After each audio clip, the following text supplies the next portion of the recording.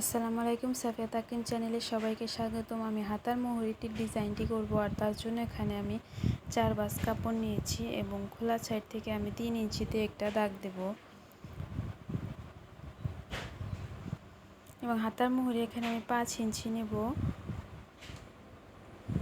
এবং সেলাইয়ের জন্য 1 ইঞ্চি বেশি নেব। এখন দাগটাকে আমি কোনাকুনিভাবে মিলিয়ে নেব।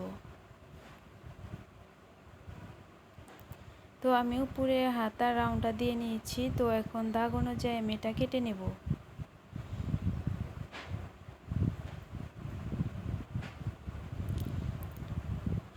তো আমি হাতার মুহুরিতে ডিজাইনটি করব।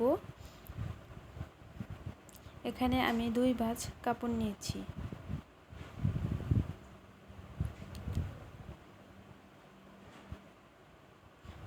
কাপড়টার পাশে নিয়েছি আমি 6 ইঞ্চি পরিমাণ,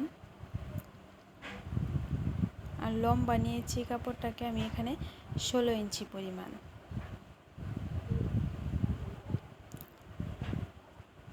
তো এখানে আমি ডিজাইনটি করব, আর তার জন্য এখানে আমি বন্ধ দিক থেকে 1.5 ইঞ্চিতে একটা দাগ দেব, আর উপরের দিকে আমি 3 ইঞ্চিতে একটা দাগ দেব।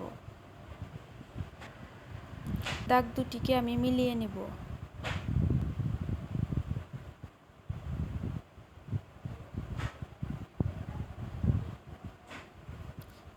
এখন দাগ অনুযায়ী আমি এটা কেটে নেব।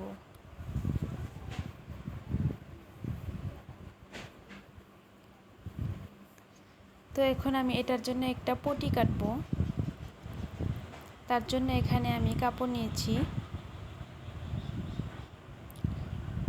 এখানে কাপড়টা 2 ভাঁজ কাপড় আছে, এটাকে আমি আরেকটি ভাঁজ দিয়ে 4 পাট করে নেব।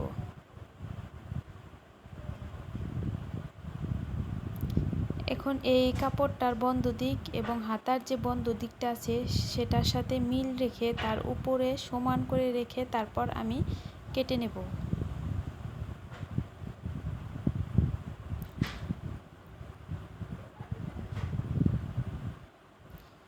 তো কাটা হয়ে গেলে আমি নিচের কাপড়টাকে 1 ইঞ্চি পাশে নিয়ে তারপর কাটব।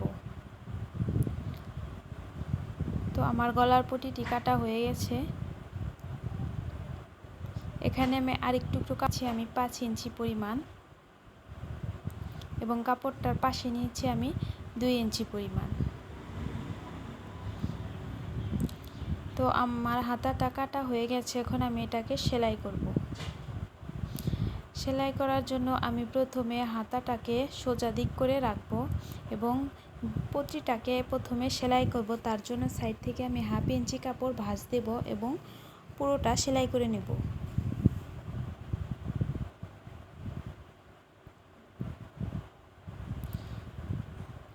তো এটা সেলাই হয়ে গেলে হাতা তার সোজা দিকে রাখবো এবং পটিটাকে আমি উল্টো দিক করে তারপর এখানে কোণার সাথে কোণা মিল রেখে হাতার উপর রেখে তারপর সেলাই করব।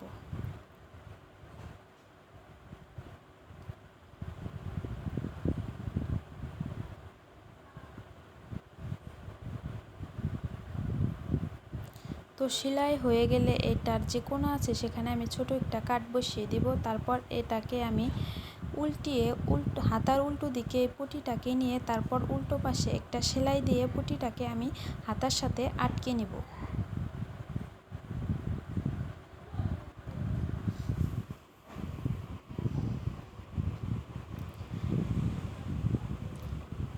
তো এটা আটকানো হয়ে গেলে এখন আমি যে একটা লম্বা কাপড় নিয়েছিলাম সেটাকে আমি দুই পাশে 1/2 ইঞ্চি ভাঁজ দিয়ে নেব।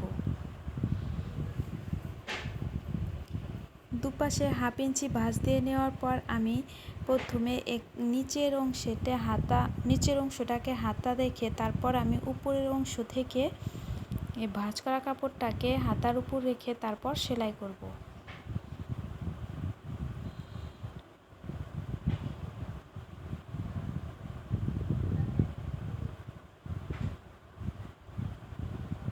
তো একইভাবে আমি সেলাই করে নেব।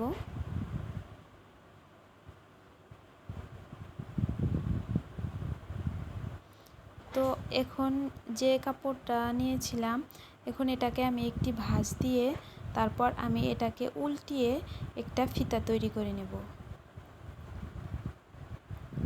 তো ফিতাটি তৈরি হয়ে গেলে আমি প্রথমে হাতার যে কাপড়টা আছে এটাকে আমি একটু কুচির মতো করে নেব। তারপর ফিতাটাকে আমি উপর দিয়ে দিয়ে নিচের দিকে এনে তারপর এখানে সেলাই করব।